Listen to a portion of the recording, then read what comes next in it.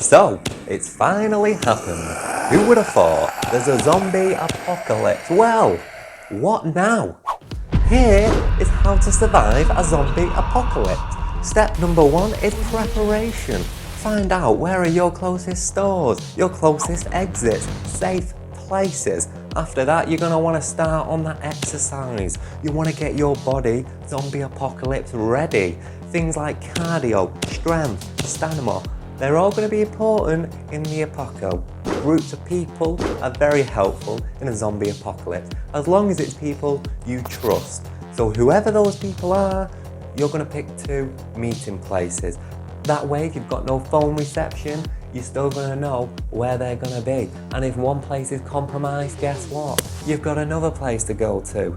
Then you're going to want to get your survival kit ready. What should be in a survival kit for a zombie apocalypse? The same thing that should be in a survival kit for an earthquake, for a pandemic, for, I don't know, a nuclear attack.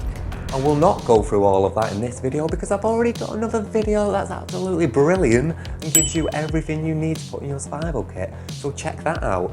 However, eventually your survival kit is going to run out and eventually you're going to have to leave into the outside world. So what are we going to do then?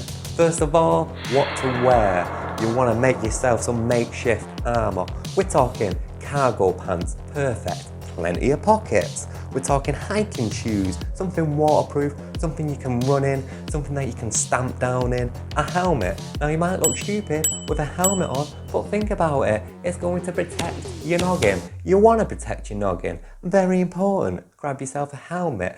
Now for weapons, what weapons should you have? Should you go for guns? No, you're not going to go for guns. Why are you not going to go for guns? Because every place that has guns is going to have other people looking for the guns. It's going to be a mess. There's going to be a lot of friendly fire. You don't want to be involved with that, so take a step back. Also, how good are you at shooting? What's your accuracy going to be like on shooting a zombie in a real life situation? Not to mention, they make a lot of noise. Not to mention, you're going to run out of ammo. You want a weapon which is silent, which has no ammo. Think about a baseball bat. Baseball bat's the perfect weapon. Then you want to get your mode of transportation sorted, but you're not going to get a car. Think about it. Everyone's going to be on the roads are going to be super busy and it's going to be hectic. Everyone just bumping past trying to get to places. People who can't drive will be driving on the road. It's going to be a very dangerous place. You know what's more dangerous than zombies?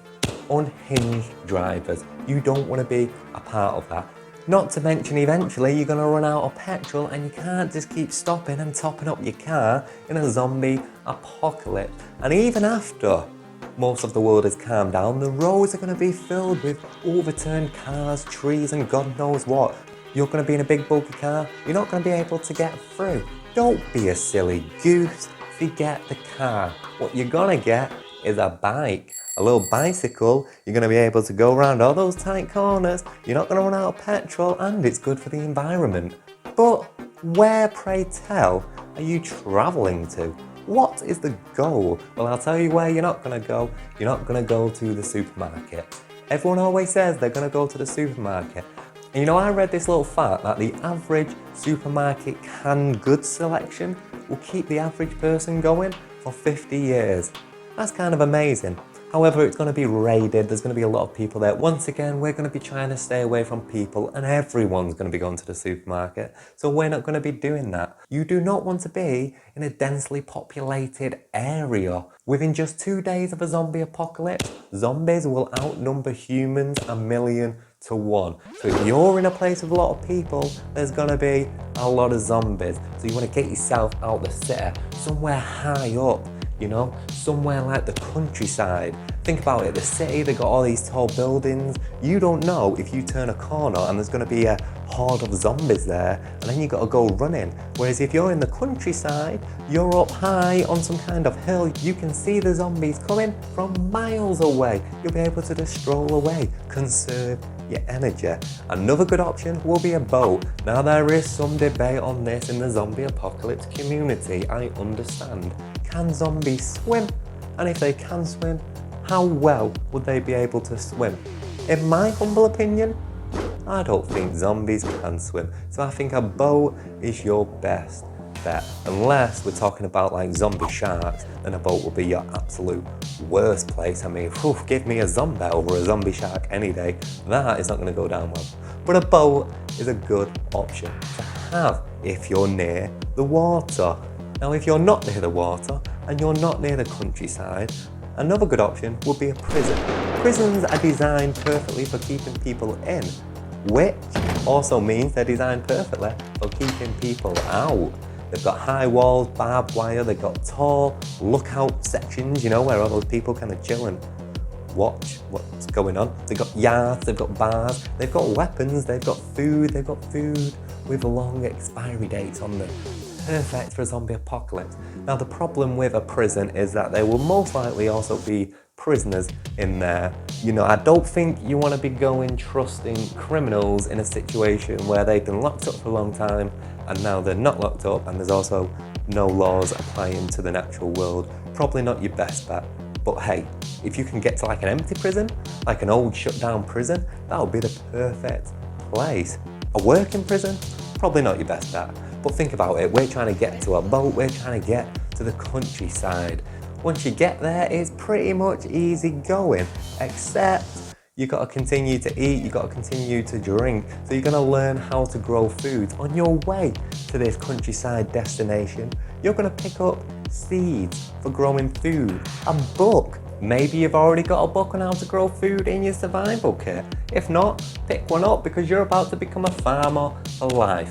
You also need to learn how to purify water because in the countryside, big pro, you don't have zombies running around like wild. With a big con, you also don't have access to that much food and water. So you are going to be growing your own food and you are going to be purifying water, rainwater, river water, whatever. Put it in a bucket, boil it off for like 1 minute at least, and it should be good to drink. Now, you're just gonna live out the rest of your life in the countryside, ideally by the sea with a little boat. You're gonna sleep on the boat without the worry of zombies getting to you. You're gonna grow your own crops, you got your potatoes, you got your carrots. I'm sure for your sake, it's going to be an absolutely lovely life. It's gonna be brilliant, and hey, guess what? You just survived the apocalypse. But remember, how you get to your final countryside destination is dependent on where you are now. So at this point, you want to plan your evacuation route. What's going to be the quietest, least populated way for you to get to your countryside? Is there going to be any stop-offs on the way for things like seeds, farming books, countryside books, maybe bird watching books, because you're going to be doing a lot of bird watching. So right now, your next step is to A, get to Google Maps, plan your evacuation route, and B, check out this video right here on what you should have in your survival kit, because that survival kit is going to mean you're not going to have to stop off at shops along the way. It's going to mean you've got everything you need so you can just, boom, hit up your evacuation route. Check it out and do stay safe. Protect your noggin. Don't be a silly goose. Don't try and be brave. Enjoy your life of farming.